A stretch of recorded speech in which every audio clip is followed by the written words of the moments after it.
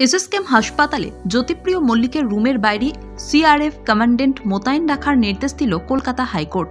বিচারপতি তীর্থঙ্কর ঘোষের নির্দেশ, প্রাক্তন খাদ্যমন্ত্রীর নিরাপত্তায় থাকবে সিআরপিএফ। কেন্দ্রীয় বাহিনী কারা ঢুকছেন বেরোচ্ছেন তার নজর রাখবে। রেজিস্টার খাতা ব্যবহার করতে হবে।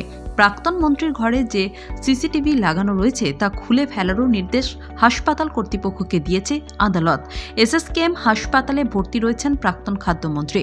তার উপর নজরদারি বজায় রাখতে হাসপাতালের কক্ষে সিসি ক্যামেরা বসিয়েছে ইডি। নিম্ন আদালতের নির্দেশে সিসিটিভি ফুটেজের লিঙ্ক ইডিকে দেওয়া হয়েছে। এর ফলে ব্যক্তিগত গোপনীয়তা খর্ব হচ্ছে। এই অভিযোগ তুলে হাইকোর্টে মামলা করেন জ্যোতিপ্রিয়। তার আইনজীবীর বক্তব্য ছিল, তদন্তের স্বার্থে সিসি ক্যামেরার নজরদারি কেন?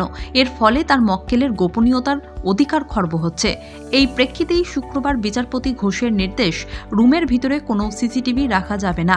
তবে রুমের বাইরে কোনো সিসিটিভি আগে থেকেই লাগানো থাকলে তদন্তের স্বার্থে ওই ফুটেজ দেখতে পারবেন ইডির তদন্তকারী অফিসার।